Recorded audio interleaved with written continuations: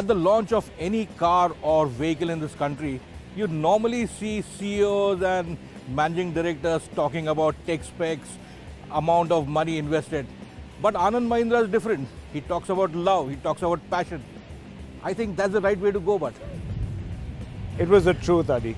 I've been now in this business we've been in the business together for the same time. What is that, a quarter century, other? 77. Yeah, my God. So I've learned many things. It's not as if I could not come out there and spout the technical criteria, the technical specs of the car. Increasingly, why are people buying cars? In a world where they can access cars. My main point was we are entering an age of access. Sure.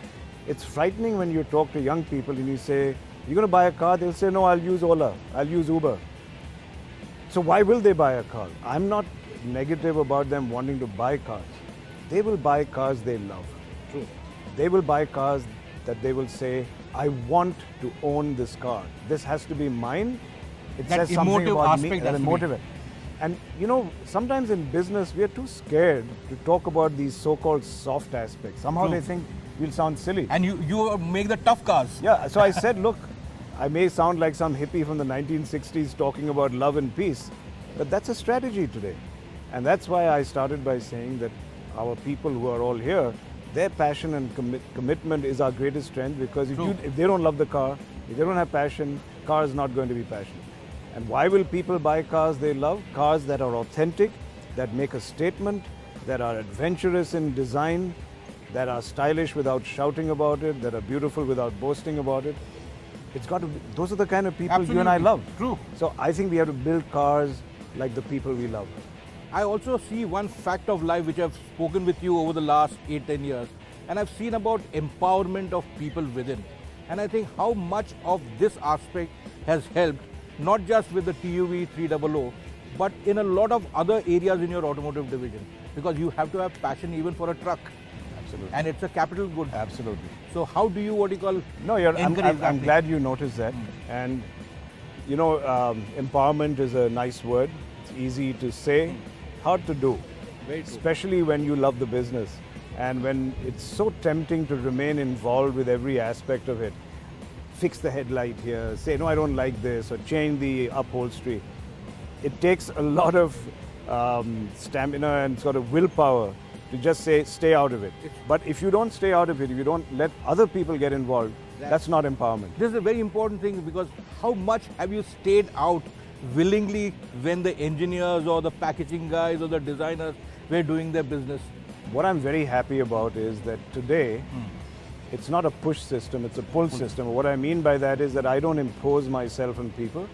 They call me. Pawan calls me and says, Anand, we want you to come down and take a look at these cars because we want your inputs. So as long as they believe my inputs are credible, that they respect them and they find them valuable, they will call me in. And I am, in that sense, involved with almost every product they bring out in terms of design at a particular point that they choose. The moment they feel that my inputs are not helping them succeed, they will stop consulting me and I'm not going to object. What sort of a time span do you involve yourself as far as strategizing over the long term for product cycles, new models range going across? Because that's also very important. That's frankly, I come in two major areas. One is on people themselves. Okay. I have to select the people who I'm going to empower, number one. Absolutely. But beyond that, strategy is a big part of where I come in to give inputs. And the way we do that, again, is not in a manner which is imposed, not in a manner which is prescribed. It happens at the strategy war rooms, which is a cycle we have every year. We have operational war rooms, strategy war rooms, budget war rooms. Strategy war rooms take place usually in around October, November of every year. And that's where me and my team and corporate come in. And once again, we challenge, we ask questions, we provoke, we provide alternate scenarios, and then we demand answers. But we do not say this is what you will do. And that's the difference, I think, which is the Mahindra way. With the TUV 300, you have stayed true to your 300. 300. 300. I stand corrected. And this is another fetish of your Scorpio, Bolero. Yeah, I know. It goes that O has to, what you call, has to be there. It has to ring. Yeah. But you have stayed true to your legacy. Yeah. In that a ladder-on chassis, a body frame. And this is something which is rather unique, excepting for a few Americans. You are the only one else in the world with a true blue setup like that. How conscious was this decision? No, we know that's our heritage, that's our legacy. You don't give up IPR like that and branding like that willingly. Why should you? Sure. We are when I first met Bob Eaton, who used to be the head of Chrysler back in the 90s, I remember telling him, you know, I've been making Jeeps longer than you. Yes. Because we started with the Kaiser Jeep company. Correct. Before American Motors, before Renault, before Chrysler. That's our heritage. Absolutely. We have as much right to it as the Chrysler of today. So why should one give it up? It's very important that you mentioned Bob Eaton's name, because as I see it, the inspiration of the Jeep Cherokee to the front end of the car is also part of the legacy. And it's ours. It's Yeah, not, absolutely. if anyone says we are copying it, we can say we've been doing this since 1947. The most pleasant thing which I saw in the TUV 300 is your emphasis on doing everything in-house with the right contemporary technology. The engine is a key in point.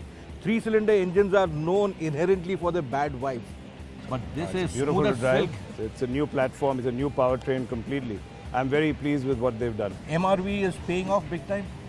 It's a rhetorical question because this product would not have come without that kind of input.